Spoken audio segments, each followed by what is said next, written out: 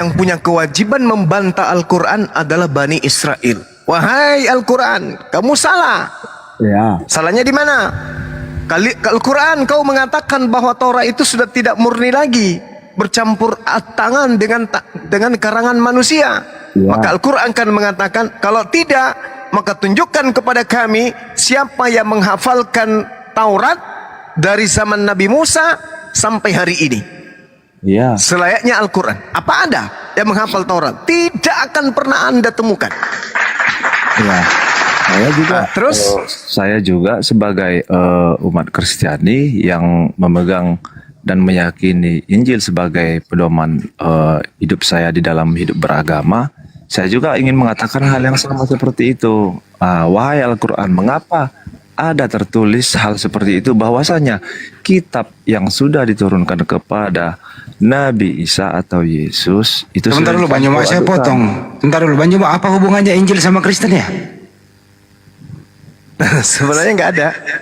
Ya, Al-Quran itu ini menjelaskan. bukan nggak ada Bang, itu kan sudah diakui dunia bahwasanya kitab resmi agama Kristen itu Injil. Bukan Injil. Biblos. Bukan Injil, Bang. Injil. Kitab Anda itu Evangelion, kabar gembira. Kita kan kalau Kristen kan lebih berpatokan, lebih Bang, masuk sama aja Bang. mengkedepankan Injil Bang. Karena di situ kan tertulis kisah-kisah Yesus semua. Ya. Jadi Injil kamu itu, saudaraku, berisi tentang kisah-kisah. Sedangkan Injil yang dimaksud oleh Al-Quran itu adalah ketetapan-ketetapan Nabi Isa alaihissalam, di mana Nabi Isa menghalalkan sebagian yang diharamkan oleh Allah kepada Bani Israel, dan kemudian menghalalkan sebagian yang diharamkan oleh Allah kepada Bani Israel, dan menghalalkan sebagiannya. Hal-hal yang diharamkan kepada Bani Israel, Nabi Isa datang untuk menghalalkan sebagian daripada yang dihalalkan tersebut. Iya. Itu isi daripada Injil. Iya, justru itu saya penasaran karena Abang pernah dulu mengatakan satu bulan yang lalu kita pernah ngomong ini, Abang pernah mengatakan ini, makanya saya sampai sekarang masih terngiang-ngiang di pikiran saya. Yang dimaksud Bang Juma ini berarti ada Injil lain, Injil yang memang betul-betul dari Tuhan yang diwahyukan kepada Yesus. Tetapi Injil yang beredar sekarang adalah Injil yang banyak memuat karangan manusia, walaupun di dalamnya ada sebagian perkataan Yesus. Itu pun tidak bisa dipastikan kebenarannya. Saya ingin tahu sekali Bang, yang Abang maksud ini seperti apa? Karena saya penasaran kenapa Al-Quran bisa mengatakan seperti itu, tetapi tidak bisa menunjukkan apa yang dikatakan Al-Quran sendiri gitu. Oke, baik. Al-Quran sudah jelas mengatakan di dalam surah Al-Ma'idah bahwasanya baginda Rasulullah Muhammad sallallahu alaihi wasallam diutus di atas muka bumi ini. Salah satu misinya itu adalah menjelaskan sebagian isi dari kitab yang disembunyikan oleh ahli kitab itu sendiri. Nah, ini Al-Quran yang mengatakan itu. Ya ahlal kitab, qad ja'akum rasuluna yubayyinu lakum katsiran mimma kuntum tukhfuna minal kitabi wa afuna an katsir. Wahai ahli kitab, sungguh rasul kami Nabi Muhammad telah datang kepadamu, tujuannya menjelaskan kepada kalian banyak dari isi kitab yang kalian sembunyikan, dan membiarkan banyak yang tidak dijelaskan kemudian dari kitab yang kalian sembunyikan. Sungguh telah datang kepadamu cahaya dari Allah dan kitab yang menjelaskan, yaitu Al-Quran. Ini Al-Quran yang mengatakan, berarti kitab yang datang kepada mereka itu disembunyikan. Nah, sekarang sebagai Kristen, mampu tidak saudara menunjukkan original teks kitab saudara? Atau minimal, mampu tidak Anda menunjukkan Injil Allah yang diajarkan oleh Yesus dalam Markus 1 nomor 14, di mana Yesus mengajar Injil Allah di Galilea? Ada nggak saudara di antara Kristen yang mampu menunjukkan Injil Allah tersebut? Nggak ada kan? Berarti benar Al-Quran menyatakan itu. Belum lagi Al-Quran mengatakan Nabi Isa alaihissalam datang di tengah-tengah Bani Israel, wa musaddiqan lima baina yadayhi minat Torah wa li uhilla lakum ba'dal ladzina hurrima alaikum. Aku datang sebagai nabi kepadamu, sebagai rasul kepada kalian wahai Bani Israel, membenarkan kitab Taurat yang datang sebelumku. Dan aku diutus oleh Allah untuk menghalalkan bagi kamu sebagian dari yang telah diharamkan untukmu. Mau bukti kebenaran Al-Quran ini? Baca Matius 12. Ketika hari Sabat kemudian, Yesus dan muridnya lapar. Hari Sabat mereka memetik gandum. Berarti Al-Quran tidak salah ketika hukum Taurat itu datang kepadanya seorang rasul untuk Bani Israel. Hukum Taurat itu bisa dirubah dan dihalalkan sebagian. Itu bukti. Coba Anda baca Matius 12 tuh. Berarti yang dikatakan oleh Al-Quran bahwa Bible itu, Injil itu tidak dikatakan sebagai palsu, tidak. Tapi Injil mengatakan, Al-Quran mengatakan, kamu menyembunyikan sebagian dan menyembunyikan sebagian dan banyak yang kalian sembunyikan. Ini Al-Quran yang menerangkan itu, dan itu fakta hari ini. Oke. Tidak ada orang yang bisa menunjukkan segala firman yang Yesus sampaikan ke tengah-tengah Bani Israel. Coba Anda lihat Yohanes 17 nomor 3, nomor 8. Segala firman yang Allah, yang Tuhan berikan kepadaku telah aku sampaikan. Nah, mana firman itu? Ada? Gak ada. Berarti Itu dia, Bung. Silakan. berarti abang lah pribadi, abang penasaran nggak Injil yang disembunyikan ini seperti apa? Oh, kalau saya enggak. Karena inti dari Injil yang datang ke tengah-tengah Bani Israel itu adalah sembahlah Allah, ittaqullah wa atiun. Bertakwalah kepada Allah dan taat kepadaku. Jadi Nabi Isa minta ke tengah-tengah Bani Israel untuk kemudian ditaatin. Ya, Itu aja. Cuman itu, nggak cuman mungkin itu aja bang. Karena tujuan Nabi Isa itu adalah bagaimana Bani Israel memperoleh hidup yang kekal. Apa hidup kekal itu? Mereka yang menolak Nabi Isa harus mendudukkan Nabi Isa di dalam hati mereka bahwa Nabi Isa ini adalah Mesias. Nabi Isa ini adalah Al-Masih. Mereka yang ditunggu-tunggu oleh mereka adalah beliau Nabi Isa alaihissalam. Maka ending yang dikatakan oleh Nabi Isa dalam Al-Quran, Ani abudullah rabbi wa rabbukum. Pada saat dia mengatakan sembahlah Allah Tuhanku dan Tuhanmu, implementasi daripada itu adalah fattakullah wa atiun. Bertakwalah kalian kepada Allah dan taatlah kepadaku. Apa artinya? Yohanes 17 nomor 3. Jelas itu. La ilaha illallah, Yesus Rasulullah. Tak ada yang lain. Tak ada yang lain. Tak ada rasul lain. Yang rasul hanya Yesus. Di mana dikatakan hidup kekal itu adalah mereka mengenal engkau satu-satunya dan mengenal Paulus yang kau utus. Di mana tertulis itu? Tak ada. Tak ada. Yang ada hanyalah hidup kekal itu adalah mereka mengenal engkau satu-satunya Tuhan yang benar dan mengenal siapa? Yesus sebagai utusan. Ya Bani Israel, inni rasulullahi ilaikum. Itu adalah patriot dalam keadaan orang-orang Yahudi mencari dan menunggu Mesias. Dan itu ada terpatron dalam kehidupan umat Islam. Tidak sah imannya seorang Muslim ketika tidak mengimani bahwa Nabi Isa itu adalah Rasulullah yang diutus kepada Bani Israel. Atau seperti itu. Tidak ada keselamatan tanpa mengimani beliau sebagai jalan keselamatan bagi Israel untuk menuju kepada Allah. Tak ada. Di luar daripada itu neraka. Di luar daripada bangsa Israel maksudnya, bang? Maksudnya gini. Orang yang tidak mengimani Nabi Isa, dalam hal ini Yesus dalam iman saudara, sebagai rasul, sebagai jalan menuju kepada Allah, tidak ada keselamatan. Tidak ada keselamatan. Atau ada orang yang membawa namanya Yesus, tapi lebay, offside, tidak dianggapnya jalan, malah dianggapnya sebagai tujuan. Maka itu pun akan sampai ke neraka. Apa buktinya? Matius 7 nomor 5, Matius 7 nomor 22 sampai 23. Karena offside mereka dalam nama Yesus. Dalam nama Yesus. Itu offside namanya. Kenapa? Karena tidak melakukan kehendak Bapa. Kenapa tidak melakukan kehendak Bapa? Karena mereka melampaui batas. Bapa hanya mengatakan begitu besar kasih karunia Tuhan akan dunia ini, dia menganugerahkan anaknya yang tunggal. Barang siapa yang percaya akan memperoleh hidup yang kekal. Percaya kepada siapa? Percaya kepada Yesus. Saya ngerti maksud abang. Maksudnya kalau percaya kepada Yesus ya cukup sebagai utusan. Yes. Nah begitu saya udah paham. Oke, ini yang terakhir kan. Yang terakhir biar kita udahan. Jadi gimana nih bang mengenai Wahyu 1? Ini wahyu langsung ya. Wahyu langsung kepada Yohanes murid Yesus sendiri ya, yang saat itu berada di Pulau Patmos ya, menjalani hukuman tapi nggak mati-mati sampai akhirnya mati sendiri. Ya, si Markus. Di situ bukan Yohanes. Yohanes itu Saya- dimatikan dia. Ya bahkan sampai digoreng. Saya pun katakan dia. ini Markus. Wahyu ini Saya yang katakan beliau ini Markus. ini yang tertulis Ini murid di sini Petrus kan- ini. Ini yang tertuliskan di sini kan Yohanes. Oke, tapi berdasarkan ilmu histori ini adalah Markus. Oh, Yohanes memang tertulis, tapi ingat Bung, Yohanes itu nama lainnya Markus. ya pokoknya ini Yohanes, oh murid Yesus sendiri ya. Ya kan gitu. Ya terserah lah. Ya ini kan yang tertulis. Saya kan Kisah hanya- Para Rasul 12:12, nama lain daripada Markus itu adalah Yohanes.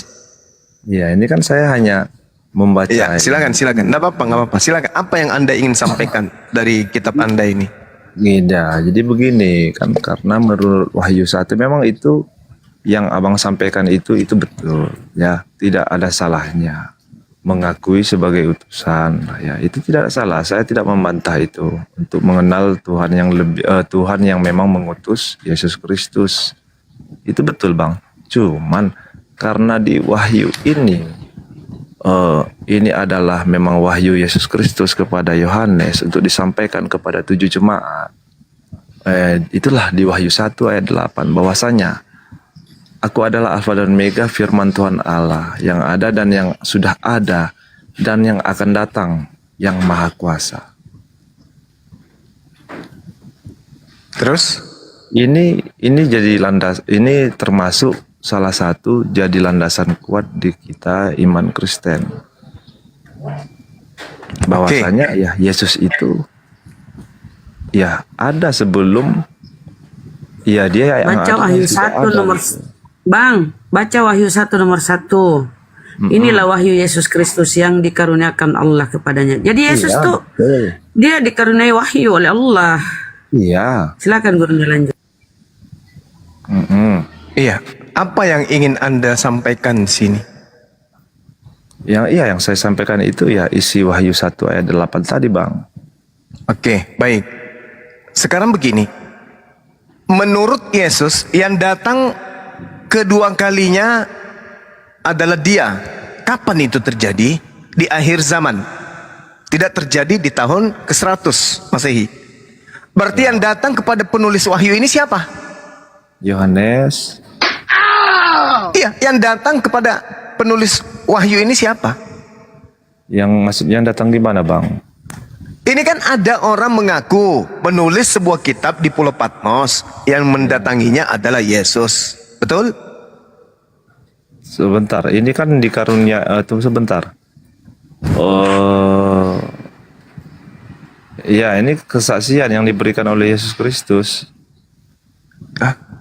Kesaksian penulis kan? Ini ya, Yohanes telah bersaksi tentang firman Allah. Yes. Aku Yohanes, saudara dan sekutumu dalam kesusahan. Yes, saya paham itu. Ya, Yang mana aku memperoleh firman Allah dan kesaksian yang diberikan oleh Yesus. Oke, di data 9, oke. Berarti penulisnya mengatakan yang datang kepadanya itu adalah Yesus. Betul? ya kalau menurut Oke. di sini, ya. Sekarang permasalahannya, menurut Yesus, aku datang nanti di akhir zaman, ditandai dengan kilat menyambar dari timur ke barat.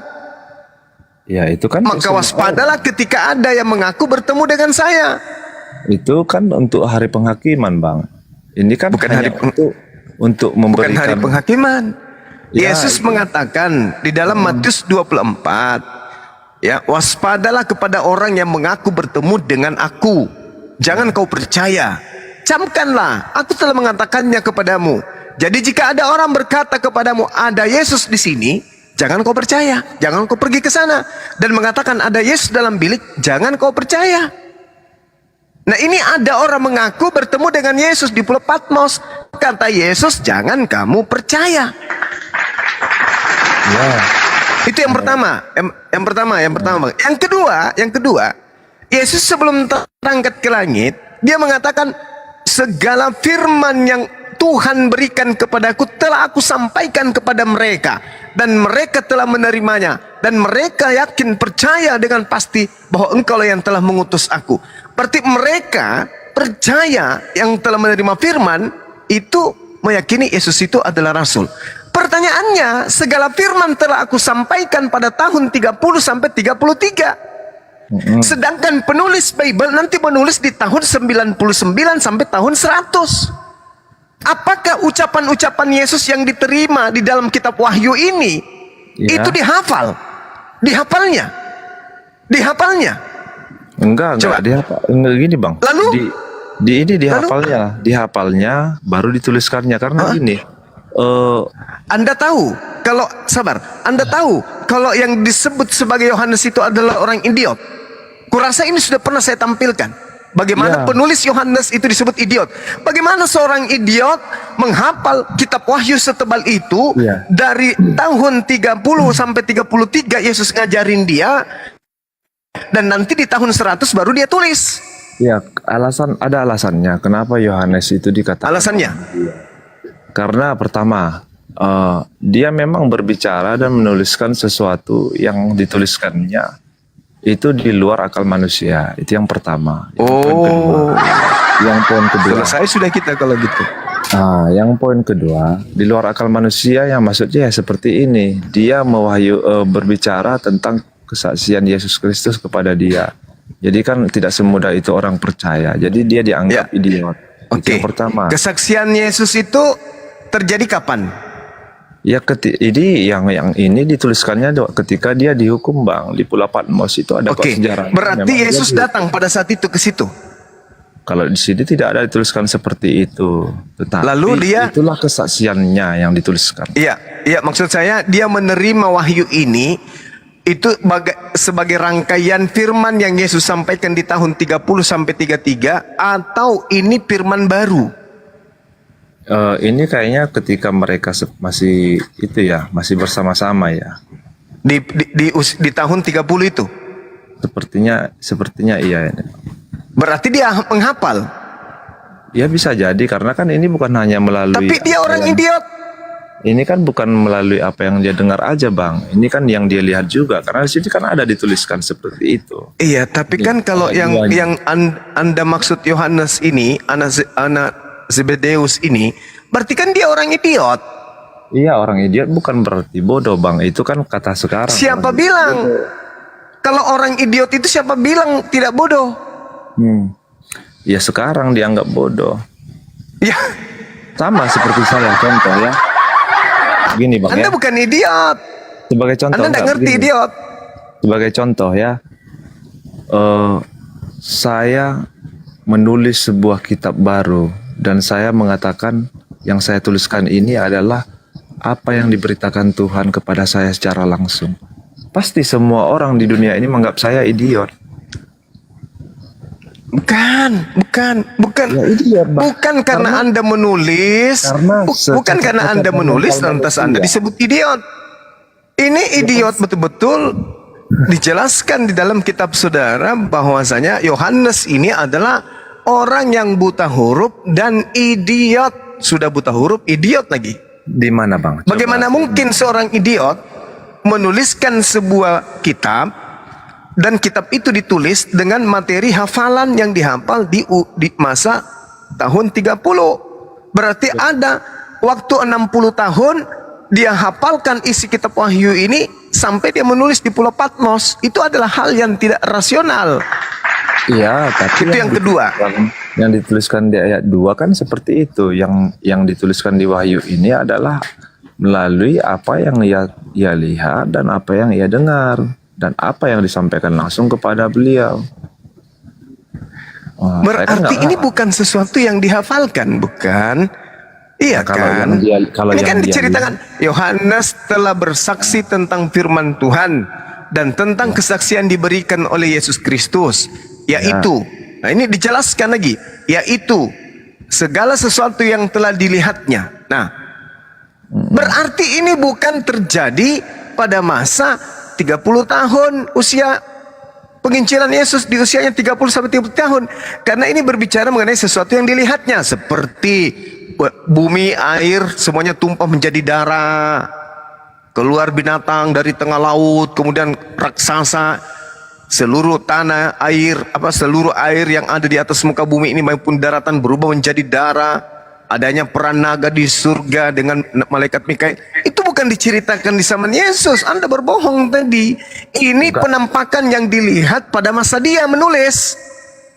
Nah, sekarang pertanyaannya adalah, adakah Yesus mengatakan dia akan datang kepada Pulau Patmos? Sementara Yesus mengatakan, jangan kau percaya ketika ada orang yang berkata bertemu dengan aku.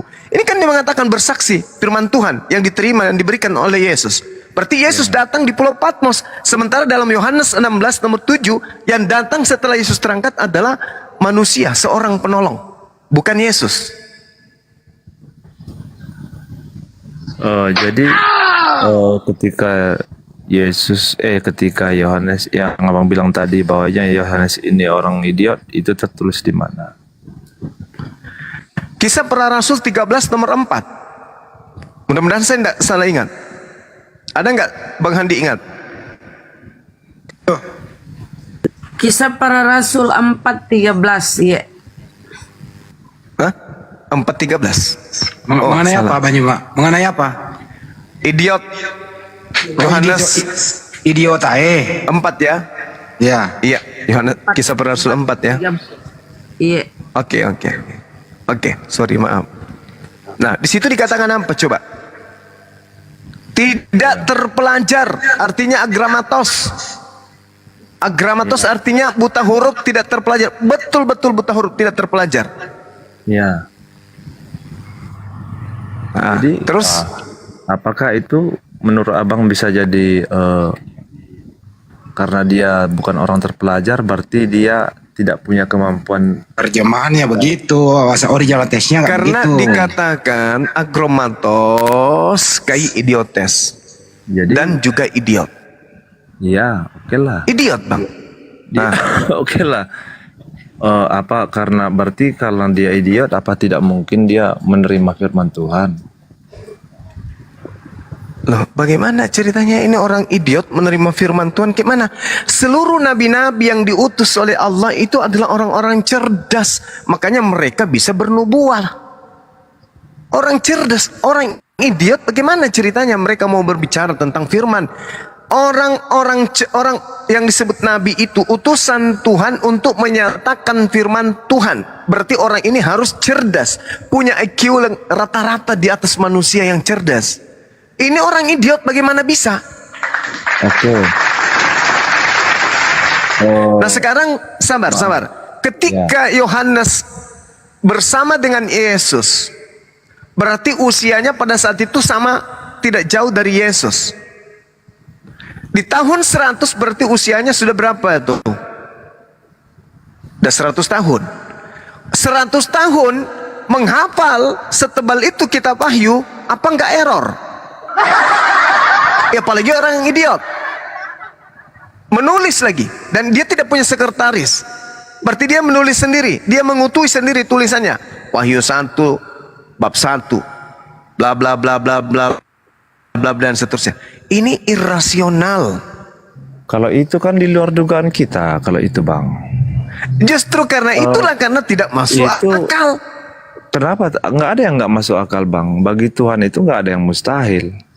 Bagi Tuhan, Iya. kalau bagi Tuhan ya nggak ada yang mustahil. Tapi bagi seandainya- orang idiot itu mustahil.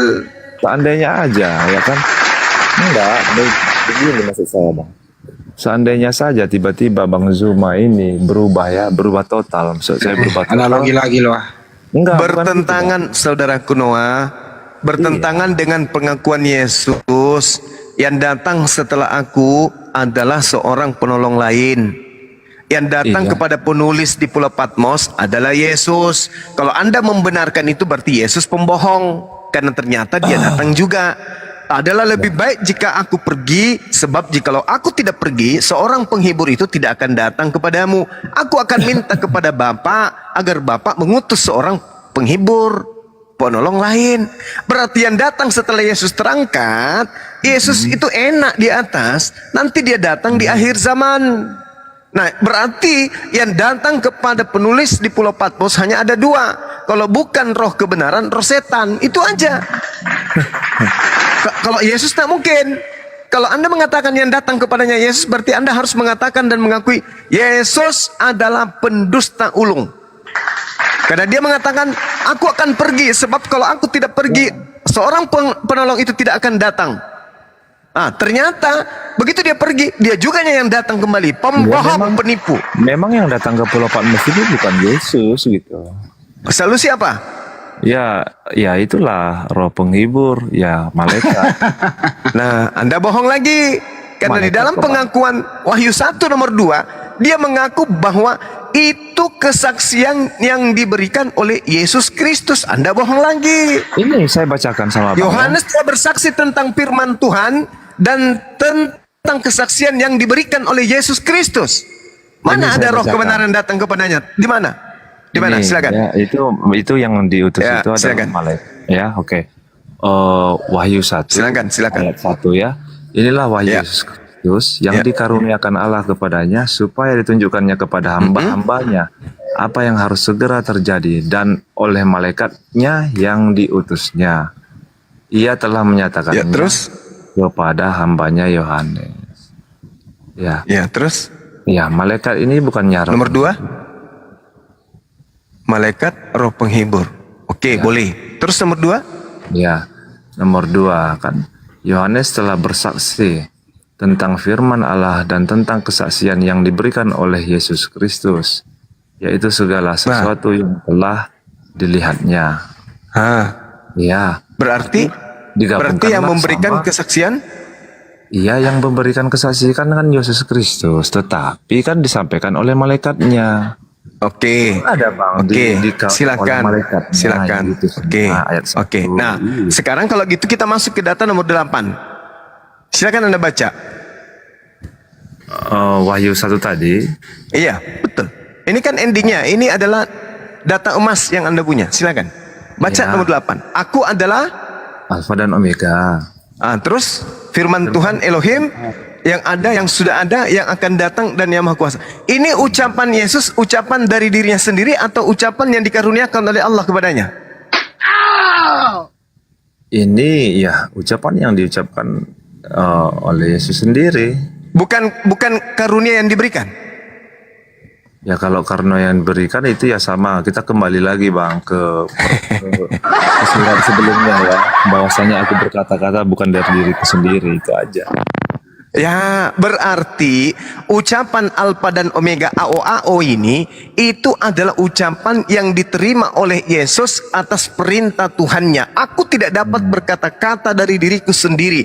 Bahkan di dalam Yohanes 14 nomor 24 Yesus mengatakan apa?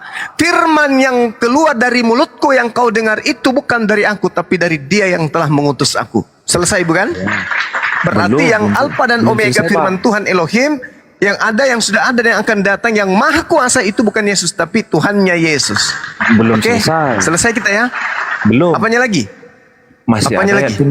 masih ada ayat pendukungnya Bang. Silakan, silakan. Ya, ayat pendukungnya. Nomor 12? Saya bacakan nomor 17. Jangan 17. Oke, silakan. Jangan Ya. takut. Aku adalah Ya, yang awal. baca dan yang 18-nya ya. akhir. Ya, jangan takut. Yang hidup? Aku adalah yang awal dan yang akhir, dan yang hidup. Oke. Aku telah mati, namun lihatlah Dan? aku hidup. Aku telah mati. selama-lamanya. Sekarang pertanyaannya. Dan aku memegang segala kunci Sekarang maut. pertanyaannya. Sekarang Ya. pertanyaannya, pencipta alam semesta apakah pernah mati? Ya, inilah yang tertulis di sini Bang. Bukan saya yang ngarang ya. Iya, saya tanya sekarang, pencipta alam semesta apakah pernah mati? Ya, ini yang kita yakini seperti ini, yang tertulis seperti ini. Bukan. Gitu. Bukan, saya tanya diri Anda, bukan berdasarkan Bible ini. Menurut pemahaman saya, apakah pencipta alam semesta ini pernah mati? Kalau kita pikir secara di luar agama aja ya, kalau di luar agama itu tidak mungkin. Tetapi kan Tidak pasti mungkin. ada ya, tetapi ada tetapinya. Apa tuh? Untuk apa dia menjadikan Mati? ataupun bukan? Untuk apa dia berubah misalnya ya, atau berinkarnasi sebagai manusia? Padahal dia kan seorang maha kuasa, kan gitu. Untuk apa? Kita pikir, Untuk apa? Nah, kita logikakan Untuk? dia seorang maha kuasa. Ya, untuk apa dia menjadi manusia, untuk mati, untuk apa? Nah, Tuhan sendiri adalah seorang maha kuasa. Kalau kita pikir secara otak sehat, memang itu tidak mungkin seorang Tuhan maha kuasa. Bagus, akan mati. tepuk tangan. Ya, itu poin. Tetapi untuk poin kedua, kalau untuk menebus dosa manusia, ya, yang bisa menebus orang yang kotor itu adalah orang yang bersih. Hah? Kenapa larinya ke doktrin ini? Enggak. Sekarang begini. Memang itu Kalau kenyataan. Anda memahami, oke. Karena Tuhan sendiri Jangan takut. Oke. tidak karena bahkan gunung-gunung, bahkan bumi ini pun, dunia ini tidak akan sanggup untuk menatap ataupun melihat Tapi faktanya dia bisa dibunuh. Tuhan. Iya. Tapi itu sifat Tuhan Anda ya, bukan Dia Tuhan kan yang punya asli. tujuan. Sekarang kembali ke tim. Nggak usah kayak gitu. Itu nggak rasional. Ya. Jangan Oke, oke. takut, akulah yang awal. Sekarang Ya. kalau Anda memahami akulah yang awal, segala yang awal ini menurut saudara berarti ada start permulaannya, bukan? Oh, jangan takut, aku adalah yang awal dan yang akhir. Ya. Nah, berarti kalau dia mengatakan dirinya yang awal, berarti dia tadinya tidak ada, lalu punya awal.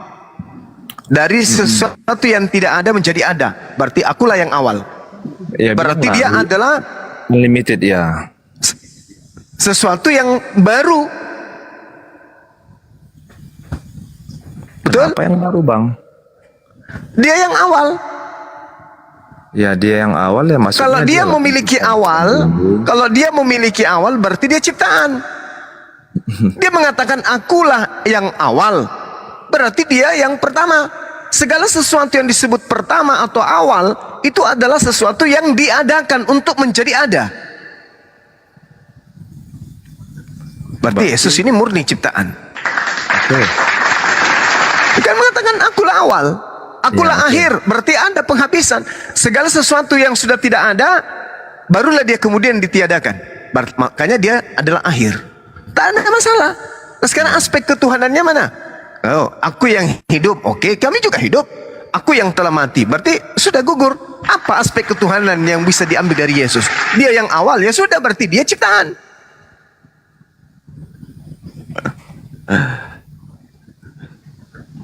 Oke, lanjutkan, Bang, lanjutkan. Saya sambil mendengarkan.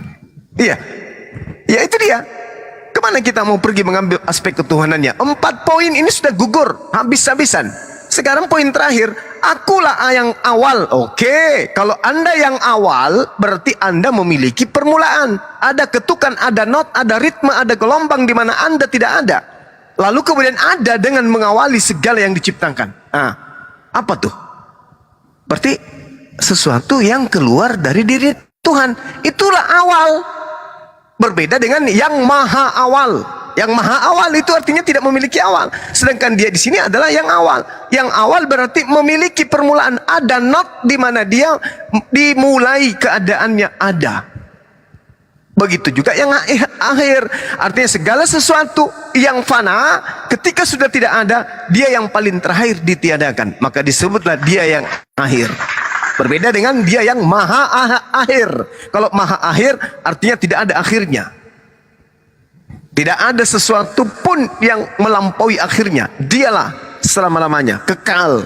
Tapi ini disebut yang akhir. Kalau kita lari ke original teksnya lebih parah lagi. Nah itu dia, Bung. Jadi tak ada unsur, meskipun Anda paksakan mengambil kitab Wahyu ini bla bla bla bla bla bla bla. Percayalah kepada Yesus. Hidup kekal itu meyakini, mengimani, mempercayai dia adalah utusan. Coba betapa indah uraian kata-kata Yesus dalam Bible itu. Di dalam Yohanes 11 nomor 42. Tuhan, kata dia, aku tahu engkau selalu mendengarkan aku. Tapi orang yang banyak yang mengelilingi aku di sini, aku mengatakannya kepada mereka agar mereka percaya engkaulah yang telah mengutus aku. Indah kali kalimat ini. Mereka mengatakan, aku mengatakannya kepada mereka agar mereka percaya kepadaku, engkaulah yang telah mengutus aku. Subhanallah, Yesus ingin dikenal dan dipercayai sebagai utusan Tuhan. Ingat bung, ingat bung. Mungkin Anda tidak sadar, Yesus datang ke tengah-tengah orang yang sudah bertuhan, yaitu Bani Israel. Orang yang tadinya bersama dengan Tuhan. Tuhan menyertai kita. Tuhan memanjakan Bani Israel. Tuhan kemudian memanja dan menyayangi Bani Israel. Meskipun mereka adalah bangsa tegar tengkuk dan seterusnya. Tapi ketika Nabi datang, mereka selalu mengolok-oloknya. Yesus datang di tengah-tengah mereka. Bukan datang kepada orang Roma, Katolik. Bukan. Dia datang kepada Bani Israel yang sudah bertuhan, yang punya kitab suci. Dia datang, wahai Bani Israel. Apa lu? Aku ini adalah utusan. Enggak mungkin. Serius. Enggak ada Mesias yang kami tunggu kayak kau itu letoy. Tidak bang, aku ini Mesias. Enggak ada cerita. Apa buktinya? Bangkitkan orang mati, membuat air jadi bla bla bla bla bla bla, semuanya. Tapi Yesus mengatakan dalam Yohanes 5 nomor 36, ada kesaksianku yang lebih penting dari Yohanes. Kesaksian Yohanes, apa itu? Segala mujizat yang telah aku lakukan, mujizat itulah yang bersaksi tentang aku, bahwa Bapa yang telah mengutus aku. Jadi kalau dikatakan oleh Yesus, jikalau Abraham adalah bapakmu, bagaimana mungkin kau tidak percaya kepadaku? Sebab aku datang dari Bapa yang disembah oleh Abraham. Mereka tetap tidak percaya. Nah, Yesus itu mau dipercayai kepada Bani Israel di mana dia diutus sebagai utusan Tuhan. Nah, bagaimana dengan Kristen? Terlepas dari ajaran Yesus, muncul Kristen diajarkan oleh orang Farisi. Wahai Kristen, sini ngumpul. Ya, kenapa? Tuhan kalian yang adalah Hercules itu sudah ada datang penggantinya. Siapa namanya? Yesus. Kalau nggak percaya, tanya tentara Romawi. Dia menghidupkan orang mati nyata. Dia membangkitkan orang mati nyata. Dia merubah nyata. Dia merubah wajah nyata. Dia mengobati orang buta nyata. Dia mengobati orang lumpuh nyata. Hercules yang kalian sembahnya ada di legenda. Pernah kalian lihat Hercules menyembuhkan orang lumpuh, membuat orang buta melihat? Pernah? Tidak. Tapi yang ini namanya Yesus, terbukti di tengah-tengah kita, memperlihatkan mukjizatnya. Berarti dia adalah anak dari Zeus. Maka dibongkarlah semua patung-patungnya. Dewa Horus, dewa Hercules digantikan oleh dewa Yesus. Itulah yang terjadi yang sebenarnya. Itulah faktanya yang terjadi sebenarnya. Makanya antara Yahudi dan Katolik itu tidak pernah satu. Padahal kitab terjemahan mereka Septuaginta ada di Katolik, tapi tak ada nyambung-nyambungnya. Yesus ada di dalam Bible, tapi coba lihat Kristen, tak ada nyambung-nyambungnya. Yesus dalam Bible dikatakan Sabat, Kristen Minggu. Yesus menyembah kepada Elohim, Kristen menyembah kepada Yesus. Kristen mengajarkan satu Tuhan, Kristen mengajarkan tiga pribadi Tuhan. Kristen mengajarkan Taurat, jangan ada dihilangkan. Kristen malah menghilangkan semua isi Taurat. Apa yang bisa kita jadikan sebagai sesuatu yang punya kesinambungan antara Yesus dengan Kristen? Tak ada. Berat itu, Bung, berat. Jadi saya kira begitu ya, Saudara Noah. Pelajaran yang sangat berharga yang Anda harus pahami, bahwa ketika Anda mendalami kata aku adalah awal, aku adalah akhir, coba ketukan itu, bunyikan dalam hati Anda, segala sesuatu yang memiliki awal pasti ciptaan. Segala sesuatu yang memiliki akhir pasti ciptaan. Nah, terbukti Yesus memiliki awal, terbukti juga dia memiliki akhir. Jadi setinggi-tingginya kepercayaan atau gelar atau iman atau keyakinan kita terhadap Yesus, dia hanya utusan Tuhan. Lepas daripada itu, kita masuk neraka. Mana pembuktiannya? Di dalam Matius 24 nomor 15. Itu aja dulu poinnya. Itu aja poinnya. Atau di Lukas 21 nomor 8 sampai nomor 12. Itu aja dulu poinnya. Sederhana bukan? Nah, jadi karena itulah mungkin ada yang ingin Anda sampaikan sebelum saya tutup. Silakan. Oke, ya saya rasa juga ya cukup sampai di sini aja lah Bang. Nanti biar ada terima kasih kita lain kali ya kan gitu. Oke. Siap, Nah, siap. ini kan bisa kita jadikan pembelajaran untuk kawan-kawan lain juga kan begitu. Betul. Iya, jadi kalau masalah gimana-gimananya nanti ya sudahlah, terserah Tuhan lah.